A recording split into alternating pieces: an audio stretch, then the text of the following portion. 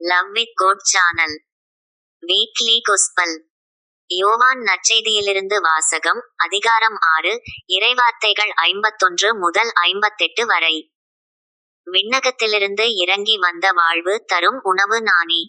இந்த உணவை எவராவது உண்டால் அவர் என்றுமே வாழ்வார்.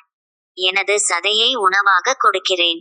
அதை உலகு வாழ்வதற்காகவே கொடுக்கிறேன்.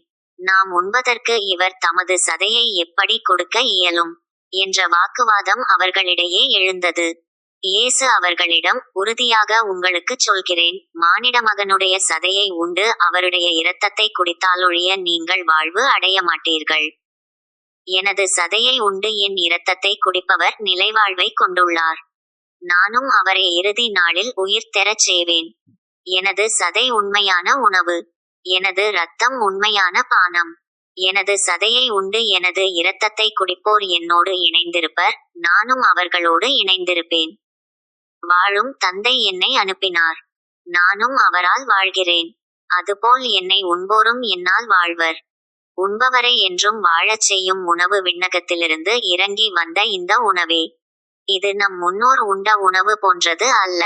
அதை உண்டவர்கள் இறந்து போனார்கள். இவ்வுணவை உண்போர் என்றும் வாழ்வர்.